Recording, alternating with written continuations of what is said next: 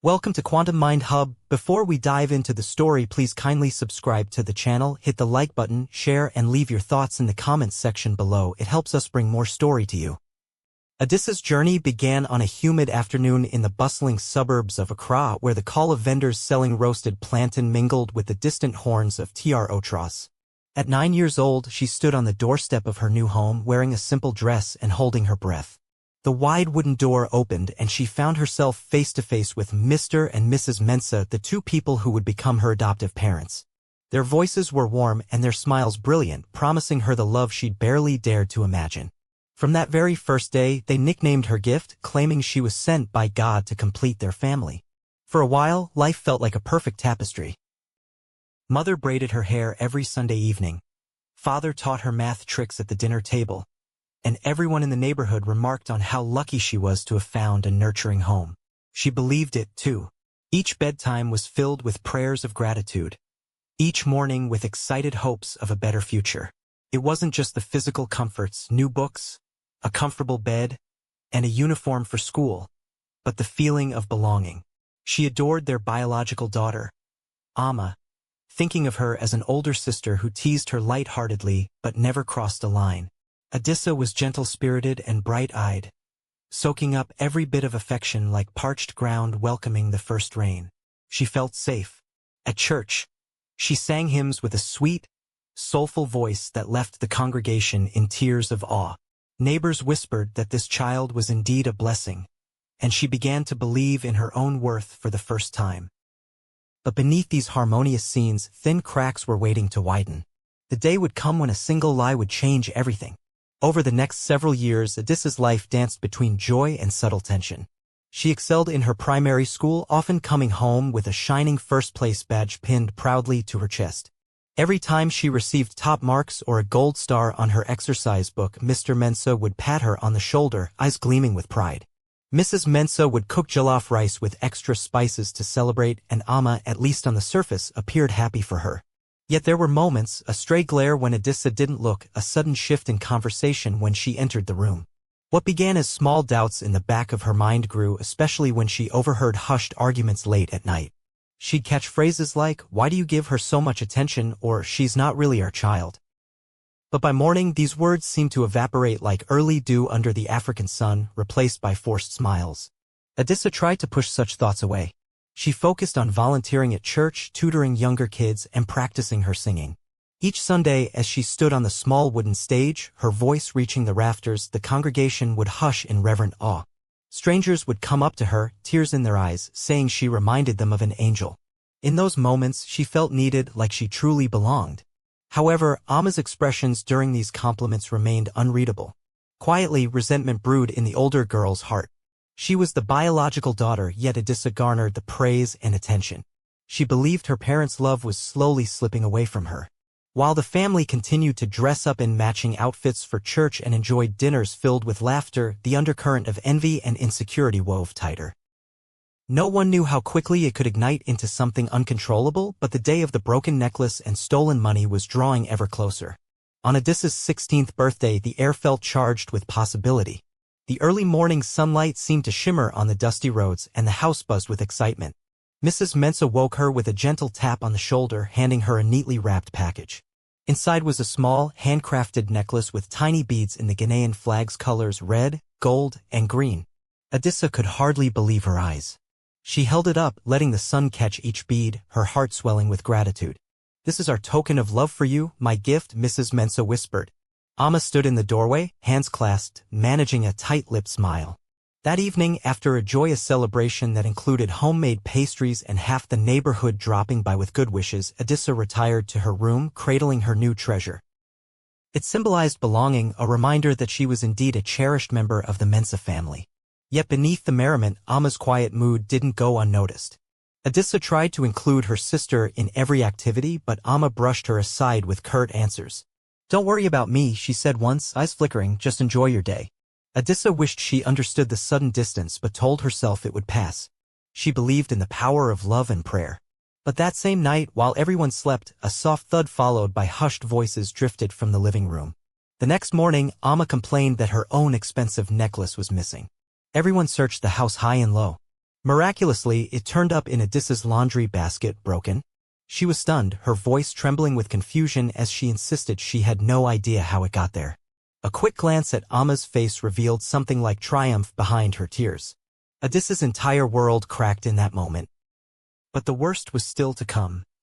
In a matter of hours, she would be shown the door over something she never did. Accusations flew like arrows around the living room. How could you? We trusted you. The voices of Mr. and Mrs. Mensa thundered in Odysseus' ears, each word chipping away at her heart. She stood there, throat dry, eyes stinging, trying to form a coherent defense. I didn't do it. I would never. Her pleas were drowned by the high-pitched cries of Amma, who was cradling the broken necklace in her hands like it was the key to her very soul. Mr. Mensa, face darkened by anger, wouldn't even meet Odysseus' gaze. You're ungrateful, he spat. We took you in, gave you everything, and this is how you repay us? Odysseus' lip quivered. Please, I haven't stolen a thing, she whispered. I don't even know how. But her words felt powerless, melting into the thick air of accusation. Mrs. Mensa added more fuel, pointing out a missing $20 bill that Amma claimed was taken from her room. Once again, the blame circled Odysseus. No one considered that it might have been planted, nor that a teenage girl who'd rarely stepped out of line had no reason to suddenly become a thief. The judgment was swift. Her clothes were shoved into a single plastic bag. Angry murmurs of "You're not really one of us and we can't trust you anymore" accompanied the frantic packing. Hours later, under the glaring midday sun, Odysseus was instructed to leave. She stood outside the gate, holding her plastic bag, her knees threatening to buckle. She wanted to scream that it was all a misunderstanding, but each time she opened her mouth, the words stuck in her throat. With tears streaming down her cheeks, she clutched the only money she had in her pocket, $2 crumpled dollars. It felt like the final punctuation to an ending she never saw coming. Then the gates slammed behind her with a chilling clang, sealing her fate. The dusty street stretched endlessly before her, shimmering with late afternoon heat. Each step felt heavier than the last as she walked away from the only home she'd known for 7 years. In the distance, she heard the laughter of neighborhood children playing soccer, the clang of pots from roadside food stalls, and the rhythmic hum of daily life. None of it felt real anymore. It was as if the whole world continued spinning, oblivious to the hurricane in her heart. Odysseus' thoughts ricocheted between betrayal, heartbreak, and utter confusion. Why didn't they believe her? How could Amma lie so easily and watch her world crumble? She tried to cling to memories of the early days, when Mr. Mensa would call her his little genius, or when Mrs. Mensa would gently place a warm cloth on her forehead whenever she had a fever. But those tender recollections were now replaced by the echo of harsh words. You're not really one of us. The weight of that sentence pressed on her chest, making it hard to breathe. Her feet, dusty and tired, eventually led her to a small bench near a shuttered shop. She sank down, tears finally breaking free, unstoppable in their intensity. She rummaged through the plastic bag, a worn Bible, a pair of jeans, a t-shirt, a few notebooks, and that one necklace they had given her for her 16th birthday, no longer a symbol of love but a reminder of what she'd lost. She counted the dollars in her pocket again, her stomach twisting with dread. 2 measly dollars. How would she eat? Where would she sleep tonight? Yet even in the haze of despair, something flickered inside her, a tiny flame of resilience. She wouldn't let this be the end of her story. That evening, the sky churned with thick storm clouds. A relentless downpour began, drenching her clothes and soaking through her only pair of shoes. With no shelter in sight, Odysseus walked aimlessly through the streets. Neon lights from a nearby bar illuminated the puddles she carefully stepped over. Hunger gnawed at her belly, but she clutched onto those 2 precious dollars as if they were her last tether to sanity. She reasoned it was better to remain hungry than to run completely out of money. Eventually, the rain subsided, leaving the night air cool but heavy with moisture. Desperate for a place to rest, she wandered past a small church hall. A woman wearing a bright Kent cloth headscarf was sweeping the steps. She paused and asked Odysseus what she was doing out at such a late hour. Her name was Sister Mercy, the caretaker of the church. After hearing a tearful snippet of Odysseus' story, she led the soaked girl inside. The hall was simple, with wooden pews, an altar draped in white cloth, and a crucifix that glinted in the dim light. Sister Mercy offered her a thin blanket, some bread, and a place to sleep near the back. Adissa was overwhelmed by the woman's kindness, especially after the cruelty she'd just experienced. She ate the bread slowly, tears of relief mingling with each bite. Though fear still churned in her gut, the warmth of Sister Mercy's compassion felt like a small miracle. Before the caretaker switched off the lights, she squeezed Adissa's hand gently, whispering words of reassurance. "You're safe here, my child. Rest. Tomorrow is another day." Cuddling the blanket, Adissa felt for the first time that maybe not all doors were closed. The rain had washed away her illusions but also gave her a glimmer of renewed faith in humanity. She drifted into a fitful sleep, uncertain yet strangely hopeful. Morning arrived with golden rays piercing through the stained glass, waking Adissa from her uneasy slumber. The church was already bustling with preparations for the daily service. A few kind souls who recognized her plight offered modest help. A meal of kenki and fish, a spare skirt, and a quiet corner to freshen up. Word spread quickly around the church that a young girl in need had found refuge there. Some offered prayers. Others slipped small coins into her hand when no one was looking. Adissa appreciated every gesture, but knew she couldn't remain in this place forever. She needed to stand on her own somehow. After breakfast, Sister Mercy sat down with her, listening intently to her story. Adissa recounted the painful details of her sudden exile, the accusations, and the heartbreak of losing the only family she'd ever truly known. Sister Mercy's eyes glistened as she offered solace. "My dear, life's storms may be fierce, but God will guide you if you keep faith," she said gently. In that moment, Adissa felt seen and heard. For a fleeting second, she considered returning to the menses to plead her case, but the memory of that slammed gate and their accusing eyes was still too raw. In the following days, Adissa helped around the church in any way she could, scrubbing floors, organizing hymnals, even assisting with the Sunday school children. She noticed how her own singing, once a source of pride, had become a painful reminder of what she had lost. Still, the younger kids lit up whenever she sang a simple chorus, begging her to teach them. She obliged, and their laughter and curiosity became a balm for her wounded spirit. That small community, while humble, mirrored the kind of family she had once dreamed of, a family that cared, even without blood ties. If only it could last. A full week passed, and Sister Mercy approached Adissa with a lead. The local canteen needed extra help washing dishes. It wasn't the glamorous life she'd once envisioned, but it was a start.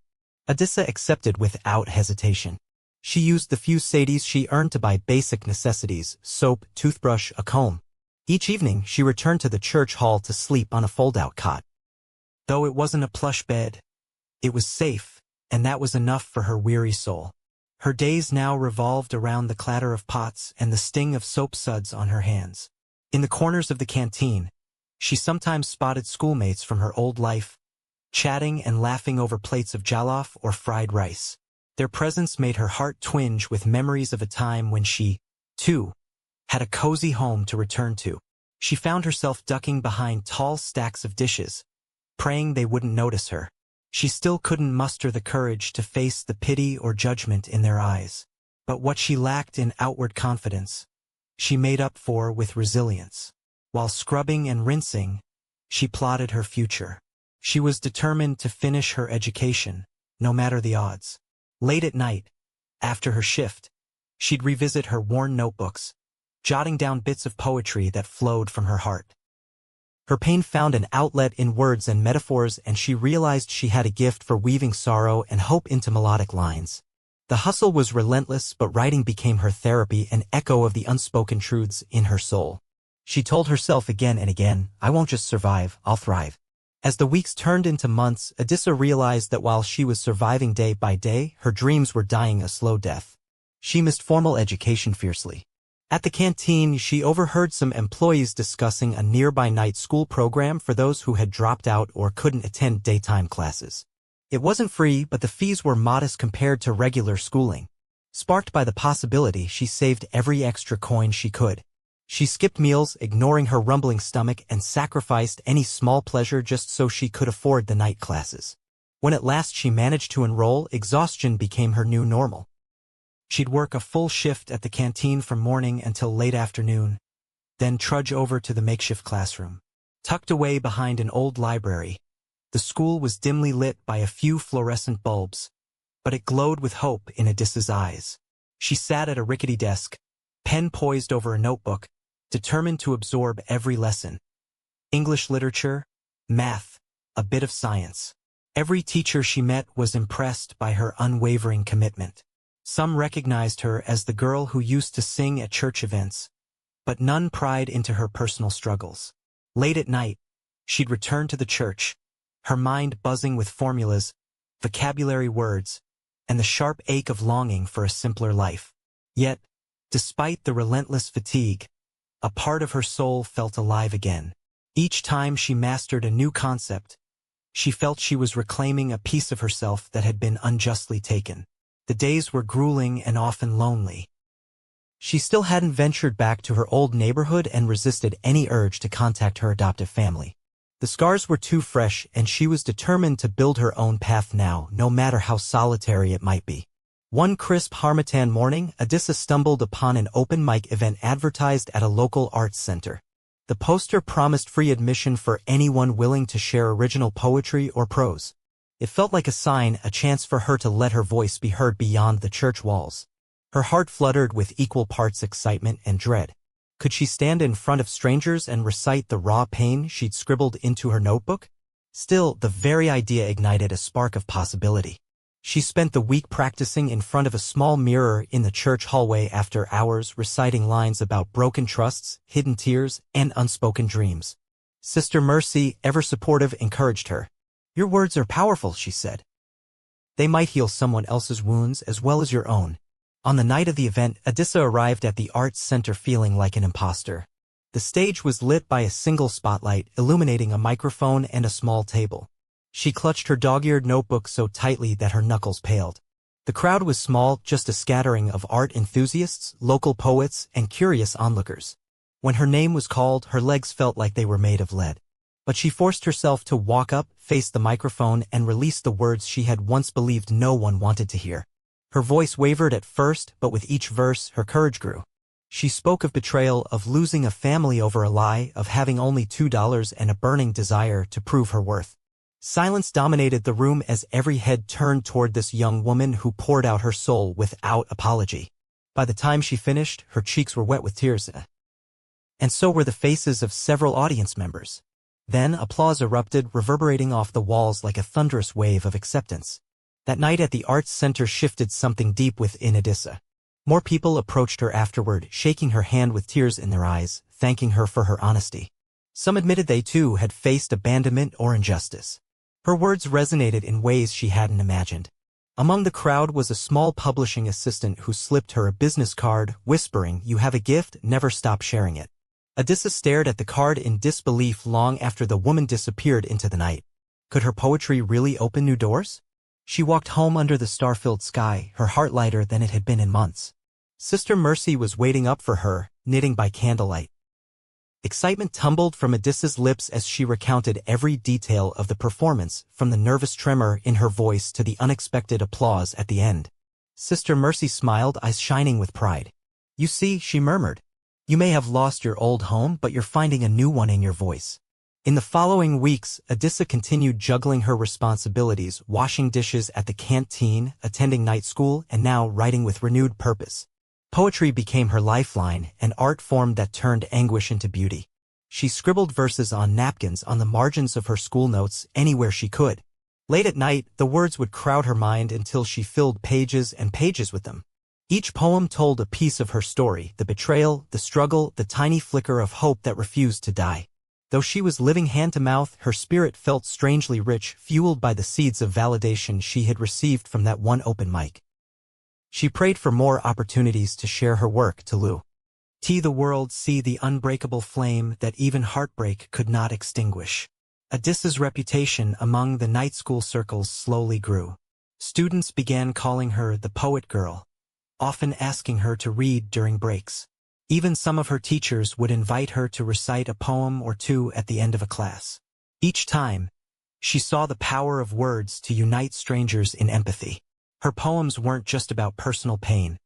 They also captured the hustle and bustle of daily life in Accra, the morning rush of markets, the allure of coconut sellers, and the vibrant tapestry of cultures interwoven in the city streets. She found that people connected deeply with both her sorrow and her celebration of everyday African life. Through these informal readings, she also began hearing about other open mic nights, some of them hosted in more upscale venues around town. The idea of standing among seasoned poets in fancier places terrified her, but the hope of being discovered kept gnawing at her. With Sister Mercy's unwavering support, she attended these events whenever she could afford the transportation. Sometimes she'd walk miles just to avoid the cost of TRO fare, arriving drenched in sweat but determined to stand behind that microphone. Every new stage felt like a fresh battlefield. Sometimes her voice shook. Sometimes she stumbled over her lines. But the audience's applause always reminded her she wasn't alone. Amid all this, she remained vigilant, half expecting the menses to appear at any moment, accusing her anew or demanding she come back under their terms. But they never did. In her darkest hour, she wondered if their abandonment was complete and if she truly mattered to them at all. Yet each poem she delivered felt like a small, defiant act, proof that, despite their rejection, she still existed. She still had something meaningful to say. One afternoon, Adissa stood in line at a small street-side bank, preparing to deposit her meager savings so she could safely pay her upcoming night school fees. She felt a tap on her shoulder and turned to see Amma standing there, eyes wide with shock. Tom seemed to freeze. It was the first time they'd seen each other since the day Adissa was thrown out. Her heart pounded like a drum in her ears, torn between confronting her sister and fleeing on the spot. Amma's face flickered with something unreadable, guilt, perhaps fear. Adissa, she began in a hushed tone. You look, well? The words hung awkwardly insincere. Adissa swallowed hard, resisting the urge to demand answers. Instead, she pressed her lips together and said nothing. As they waited in the slow-moving line, Amma sighed, eyes darting around to ensure they weren't overheard. Father and mother, they've been under a lot of stress, she mumbled. The words rang hollow, but Adissa forced herself to remain calm. In her mind, she replayed that day. The broken necklace, the accusations, the humiliation of being cast out. She wanted an explanation, an apology. But Amma's gaze flitted about, never truly meeting hers. When it was Adissa's turn at the teller, she moved forward, completing her transaction in silence. Amma lingered behind, as if waiting for something, perhaps forgiveness or some reassurance that her lie would remain hidden. Adissa left without looking back. As she stepped out onto the bustling sidewalk, tears threatened, but she took a deep breath, remembering she had chosen a new path, one that did not require acceptance from those who had proven unworthy of her trust. She told herself that if redemption or an apology ever came, it would have to be earned, not freely given. The pain still lingered, but she refused to let it derail the progress she'd painstakingly achieved. Later that evening, Adissa poured her tangled emotions into her poetry. She stayed up past midnight, scribbling on stray sheets of paper until her wrist ached. The encounter with Amma had reopened an old wound, bringing raw bitterness and sadness flooding back. Instead of suffocating under the weight, she bled it out in verse. Lines describing the betrayal by someone she once called sister, the sense of abandonment, and the lingering question. Why had they believed Amma so easily? Sleep was elusive, but by dawn, she had completed several pieces that stirred something deep inside her. One poem, in particular, captured the essence of her journey. She titled it Abandoned, Not Broken. It painted a vivid landscape of heartbreak, but ended on a note of resilient hope, proclaiming that no matter how many doors slammed shut, a determined soul could always find a new window to climb through. With shaky hands, she typed it up at a local cybercafe and posted it on a free blogging platform, not expecting much. She simply wanted to share her story with whoever might listen. To her astonishment, the poem began to attract attention. Friends she'd made at open mic nights shared it across social media. Strangers left comments resonating with her words. Some described their own stories of loss, broken families, painful friendships, shattered dreams. Adissa found solace in these shared experiences. It felt like a chorus of wounded voices banding together to heal. She replied to as many comments as she could, comforting them with the same empathy that Sister Mercy had once shown her. Though her life was far from easy, she still juggled the canteen job, night school, and the gnawing uncertainty of the future. Something monumental had shifted. She no longer felt invisible or worthless. The world, or at least a corner of it, was listening. For the first time in a long time, she believed that her words, her very existence, had value. A few months after posting her poem online, Adissa's phone buzzed with a message that would change her life yet again. A small local publishing firm, Sunlight Press, had come across her blog. Impressed by her raw talent, they reached out with an offer. "We'd love to compile your poems into a small chapbook. Are you interested?" Adissa nearly dropped her phone in shock. Her mind whirled. Could she actually become a published author? It felt surreal, like a dream too grand to be true. She met with the editor, a soft-spoken man named Kofi, in a modest office above a busy tailor's shop. The walls were lined with shelves of poetry collections and manuscripts in progress. Kofi explained that they didn't have a massive budget, but they believed in her voice. They wanted to publish about 50 of her poems, including Abandoned, Not Broken, as the centerpiece. Adissa's heart soared. She thought back to her earliest days with the menses, when she'd clutch a notebook in secret, scribbling songs and prayers, never imagining they could mean anything to the wider world. Now, someone wanted to amplify her words beyond a single blog post or open mic. The contract was humble, the royalties limited, but to Adissa, it was priceless. She signed eagerly, tears brimming in her eyes as she did so. Over the next few weeks, she worked tirelessly with Kofi, editing and polishing each poem.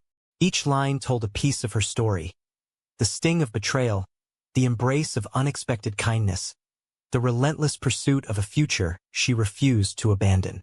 When they finally settled on a title, Abandoned, Not Broken, Adissa felt a jolt of affirmation surge through her.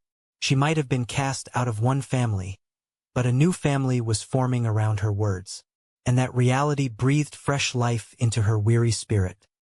The day the chapbook launched, Adissa stood at a small booth in a local arts fair, copies stacked neatly on a table before her. Sister Mercy came to support her, along with a handful of friends from the night school. The canteen workers even pitched in for a modest banner with her name. She wore a simple but elegant African print dress, feeling both nervous and elated. It was a far cry from the glittering events she might have imagined as a child, but it was her moment, and she owned it. Sales started slowly. A few curious patrons flipped through the pages. Some purchased, others moved on. But then, as if guided by fate, a popular TikTok influencer happened to stop by. Captivated by Adissa's story and her emotive poems, she asked if she could film a short clip for her channel. Adissa hesitated, feeling a rush of shyness, but finally agreed. Standing in the warm afternoon sun, she recited a powerful stanza from her book about finding hope in desperation. The influencer posted it immediately, complete with tearful emojis and a heartfelt caption. By the end of the day, Adissa's phone buzzed incessantly with notifications. The short clip had gone viral, racking up thousands of likes and shares within hours. Comments poured in from people who felt deeply moved by her story. Some said the lines gave them courage to face their own struggles. Others simply offered heartfelt congratulations. Adissa sold out every copy of her chapbook that evening. It was overwhelming in the best possible way, a whirlwind of validation and gratitude. When she finally got home to the church, tears of joy streamed down her face as she clutched the empty box that once held her books. She realized that for the first time since being kicked out, she felt genuinely proud of herself. Proud of who she was becoming, despite it all. News of Adissa's poetic success began to spread beyond her circle. Local radio stations invited her for interviews to discuss her sudden rise. Students in night school treated her like a local celebrity. Sister Mercy teased her about how she'd soon be too big to be recognized in their humble neighborhood. But in the quiet hours, Adissa still fought off moments of disbelief. She'd lie awake on her cot, recalling the day she was thrown out, remembering how worthless she felt with only $2 in her pocket. She marveled at how quickly life could change with a stroke of luck and relentless determination. Requests to speak at events trickled in. She was asked to share her poems in community centers, youth gatherings, and even a women's shelter. Each time, she recounted her journey of betrayal and resilience. Strangely enough, standing in front of these crowds was no longer terrifying. Instead, she felt driven by a purpose to show others that even the most brutal heartbreak doesn't have to define one's destiny. She used her experiences not just to tell a sob story but to illustrate the power of hope and self-belief. At one event, a young girl about 13 years old approached her, eyes wide with admiration. She shyly handed Adissa a piece of paper. On it was a simple drawing, a small figure standing on a mountain of books, rays of light shining around her. "This is you," the girl whispered. Adissa's heart clenched. That moment felt like a full circle. She remembered being that age, longing to find role models who could show her another way. It solidified her resolve to keep moving forward, to become the beacon she never had. She folded the paper carefully and slipped it into her pocket, silently vowing to keep shining no matter how difficult the path. Amid this rising tide of recognition, life at the canteen and night school continued much the same, reminding Adissa to stay humble. She still scrubbed dishes, still memorized formulas, still lived in the church hall. The difference was that now, whenever a harsh reality tried to drag her down, she had a lifeline: her poetry, her growing community of supporters, and a burning determination to uplift others. Occasionally, she'd hear rumors about the Mensa family.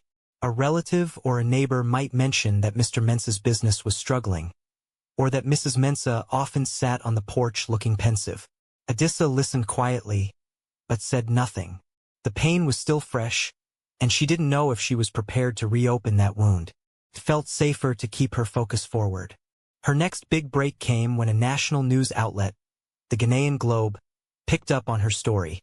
They interviewed her in a small, cluttered office, asking probing questions about her adoption, her eviction, and how she managed to rise above it all.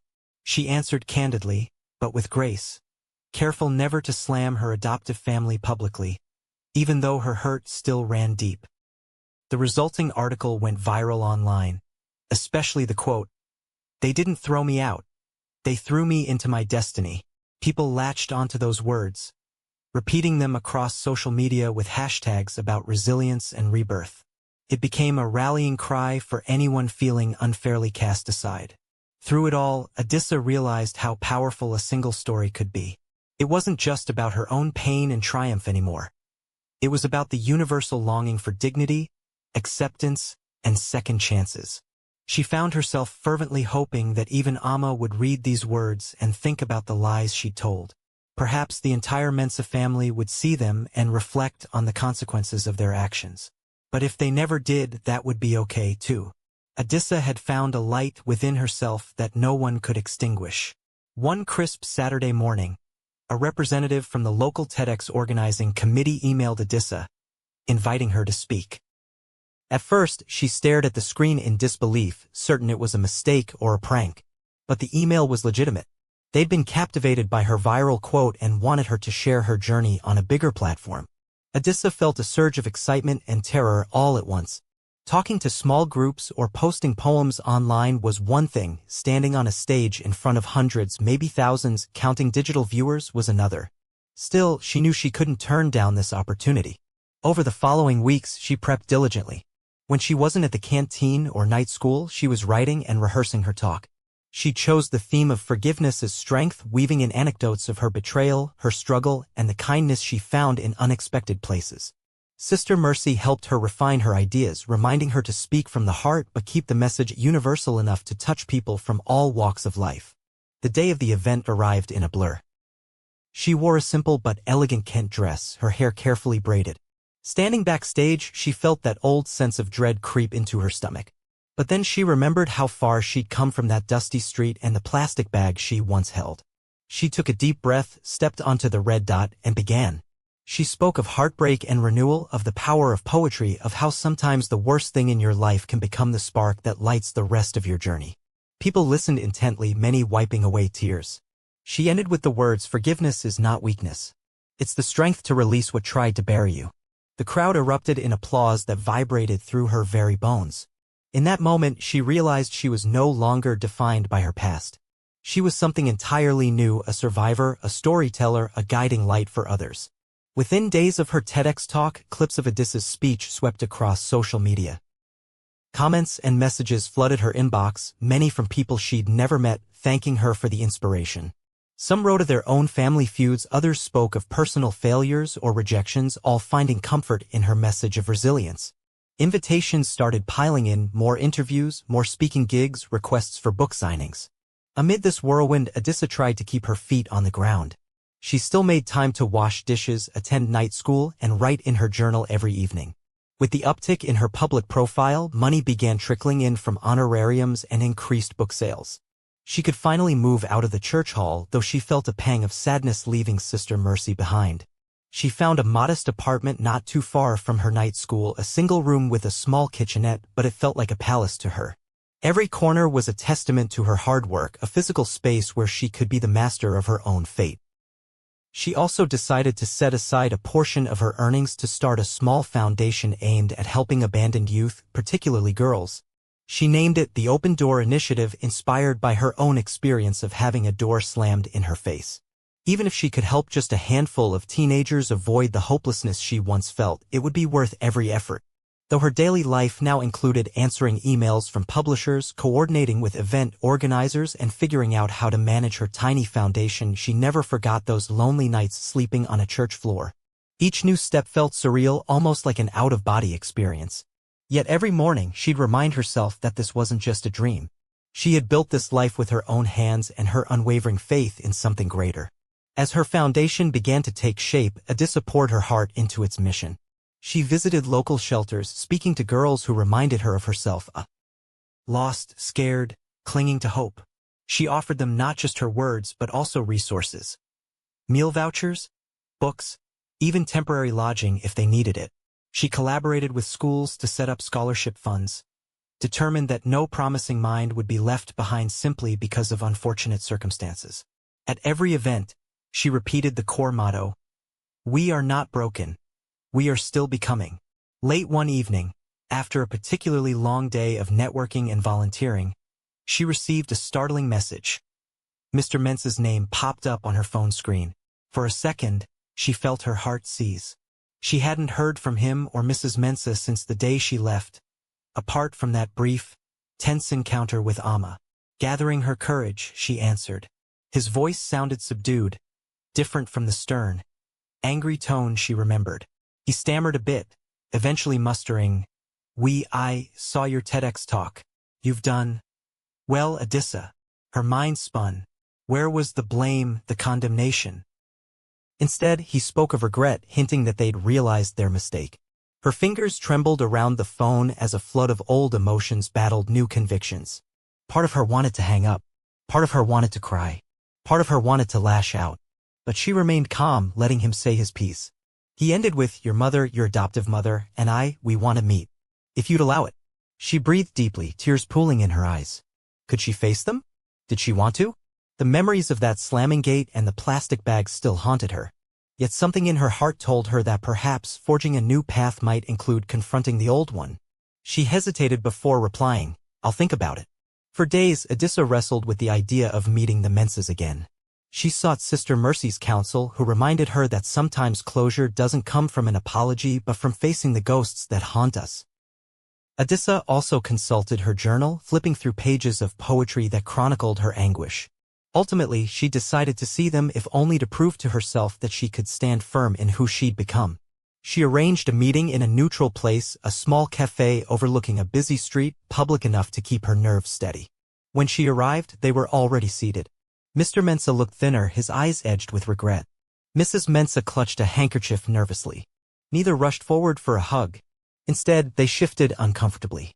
Adissa sat opposite them, posture upright, ready to hear whatever they had to say. Mr. Mensa cleared his throat. "We were sorry. We believed Amma without question, and it was wrong," he said, voice cracking.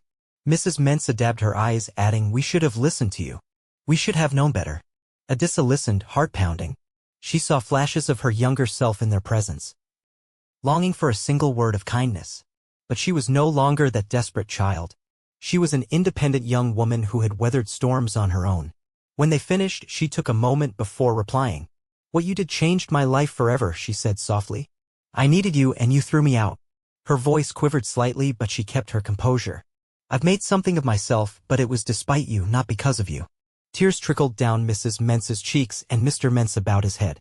They spoke of wanting to rebuild some form of relationship, of wishing to be forgiven. Adissa thought of her foundation, of her motto about not being broken. Could she extend that same mercy here? "Forgiveness doesn't erase the pain," she finally said, "but I'm willing to try." The meeting ended on a cautious note, neither a full reconciliation nor a complete rejection. They hugged briefly, a stiff, awkward embrace that hinted at the years of distance between them. Adissa walked away conflicted. Part of her felt a sense of relief, having said the words that needed to be said. Another part felt drained, uncertain if true healing was even possible. But she reminded herself that forgiveness was a journey. She wouldn't rush it. If they truly meant to make amends, they would show it through consistent actions, not just a single conversation. Meanwhile, the months rolled on and Adissa's star continued to rise. More speaking invitations came, including one at a prestigious international conference. She performed her poetry at larger venues, sometimes to crowds of hundreds. As her presence on social media grew, she decided to embark on a new writing project, a full-length memoir weaving poetry with prose, detailing her life before adoption, her tumultuous years with the Menses, and her climb towards self-discovery. She hoped it would stand as a testament for anyone feeling lost and powerless. Finding time to write was tricky. Her schedule brimmed with events, interviews, and foundation responsibilities. Yet she carved out the early morning hours, often watching the first rays of sunshine glow over across skyline as she typed furiously on her second-hand laptop. Each chapter was a release, unearthing buried memories and reframing them through the lens of her evolving perspective. It was both cathartic and painful.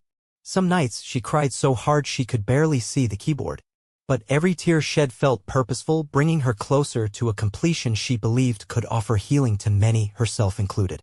She concluded one chapter with a line that had been haunting her thoughts: "The day they closed their door, the world opened mine." It struck her as the truest summary of her journey, an emblem of how a devastating betrayal could ignite the fiercest fire within. As the first draft of her memoir neared completion, a surprising development forced Adissa to confront her past once more. She learned that the Menses were in financial trouble. Mr. Menses' business had collapsed under a series of poor investments, and they were selling the very house where she'd once lived.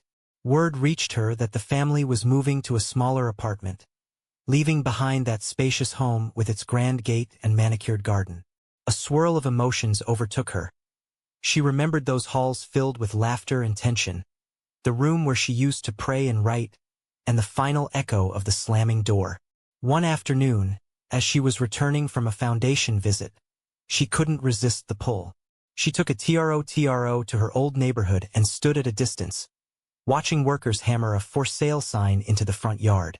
The gate she once stood outside of, trembling with a plastic bag in hand, now looked worn and rusted. She saw the open windows, recalling how she'd stare out of them at the dusty roads, daydreaming of a future filled with love and belonging.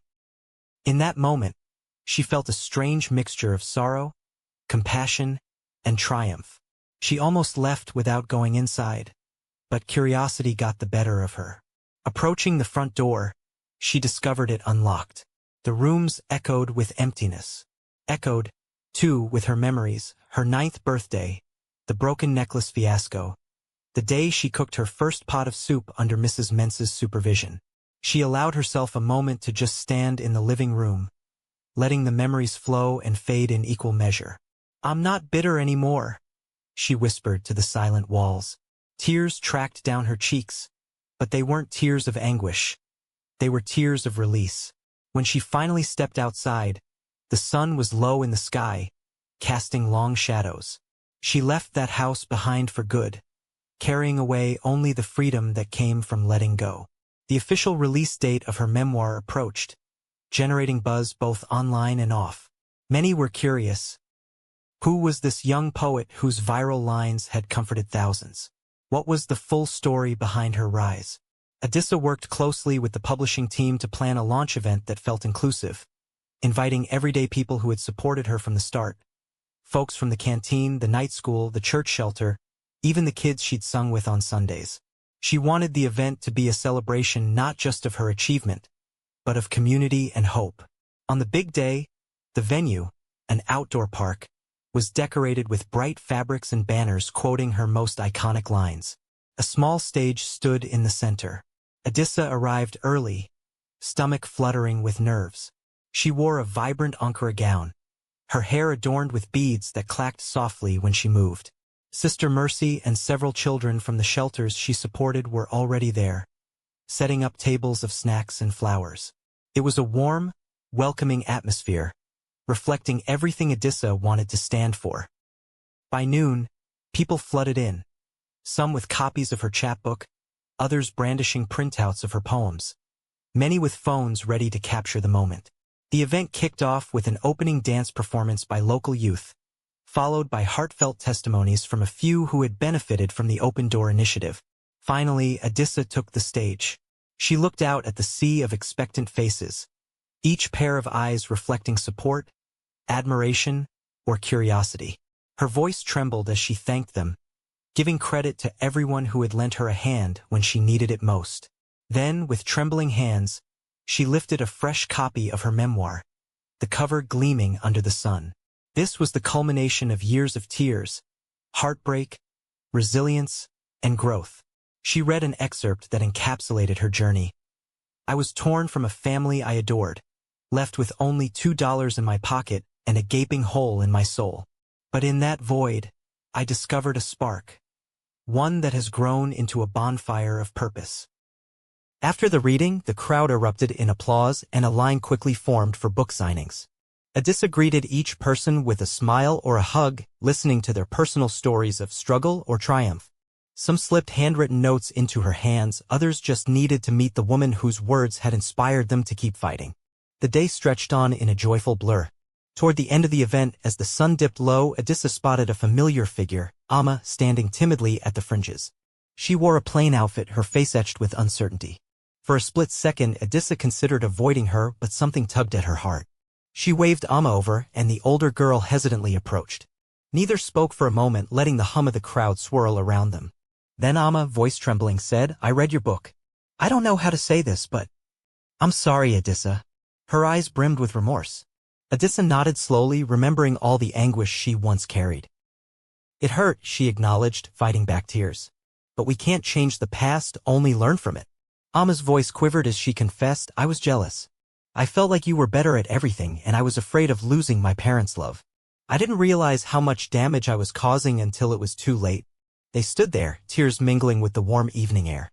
It wasn't an immediate fix, but for once it felt honest. Adissa placed a gentle hand on Amma's shoulder. I forgive you, she whispered. It doesn't erase what happened, but it sets me free. Amma wept openly, burying her face in her palms.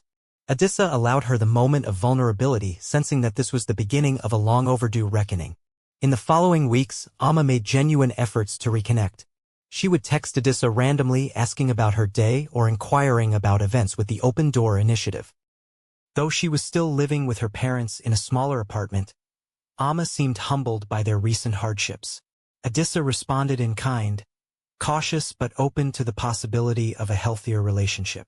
She even invited Amma to volunteer at a weekend mentorship program for at-risk girls.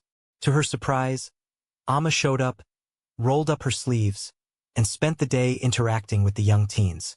It was the first time in years that Adissa saw her sister's guard come down. Word of the memoir's success continued to spread.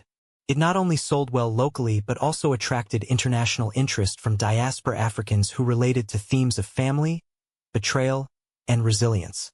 Adissa received messages from readers in the UK, the US, and beyond. Through video calls and social media, she connected with people whose lives mirrored her own, forging a global community bound by shared pain and shared hope. One particularly emotional moment came when she received an email from a teenage girl in Nigeria who was on the verge of running away from an abusive home. The girl stumbled upon Adissa's poems online and decided to reach out instead of leaving in the dead of night. Adissa replied, offering words of comfort and directing her to resources in her city.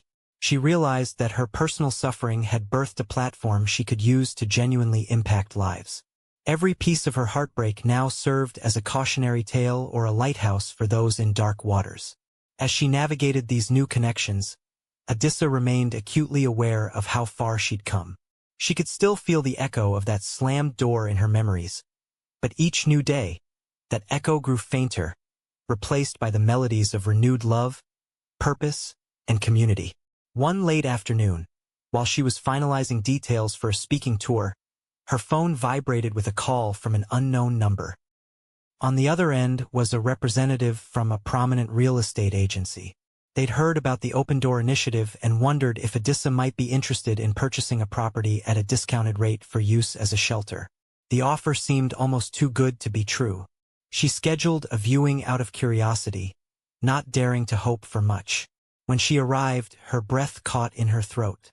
The house, although modest, had enough rooms to comfortably accommodate several young women in need. Best of all, it had a courtyard that could serve as a communal area.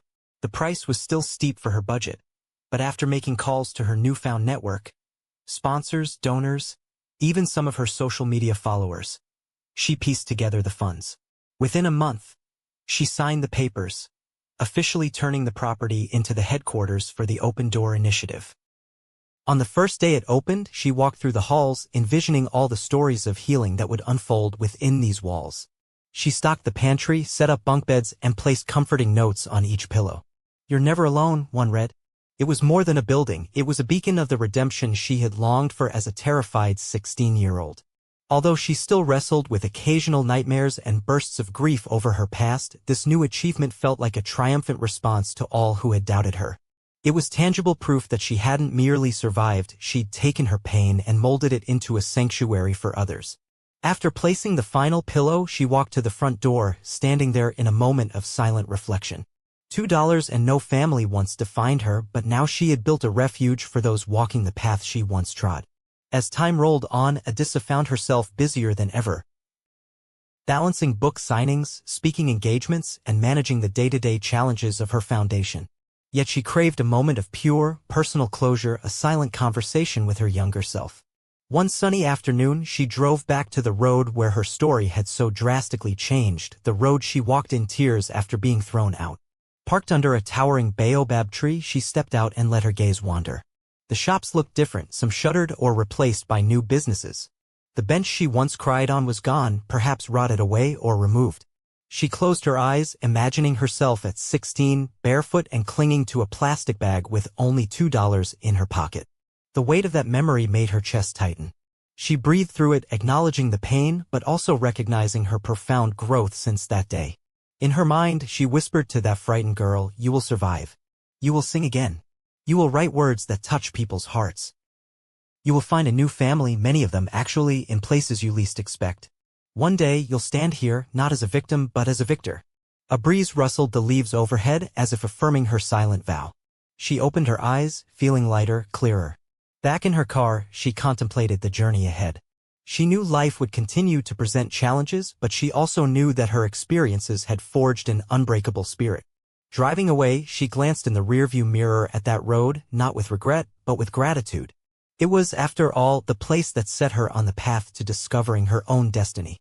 The sun bathed everything in golden light, and Adissa felt a surge of joy at how far she had come and how much further she could go. Finally, she decided to share this full-circle moment with the world. She posted a heartfelt video on her social media channels, walking along that road and recounting her tale. From the betrayal that left her homeless to the unstoppable passion that led her to become a beacon for others. She ended the video with a call to action, her eyes shining with conviction. "If my story resonates with you, please hit that like button, subscribe to my channel, and share it with your friends. Let's spread the message that no storm can bury our dreams. And I want to hear your own stories in the comments. How have you turned your pain into power?" Almost instantly, comments poured in from people worldwide who recognized their own struggles in her journey. Some admitted they felt too broken to continue until they saw her transformation. Others shared that they'd recommended her book to friends going through tough times. In this collective outpouring of empathy, Adissa felt the unbreakable bond that forms when hearts connect over shared humanity. It was more than virality, it was a movement of healing, a demonstration of how one voice could spark hope in countless others. She closed her eyes and pictured the day she was forced to leave the Mensa's home with tears on her cheeks. If someone had told her then that she would evolve into a celebrated poet, an author, a speaker, and a founder of a refuge for abandoned girls, she might have laughed in disbelief. Yet here she stood, proof that a closed door could indeed open to a world of possibilities. She whispered her signature mantra one last time, the words rolling off her tongue like a well-cherished prayer. "They had $2 to offer and slammed the door, but I walked into my destiny. And so can you."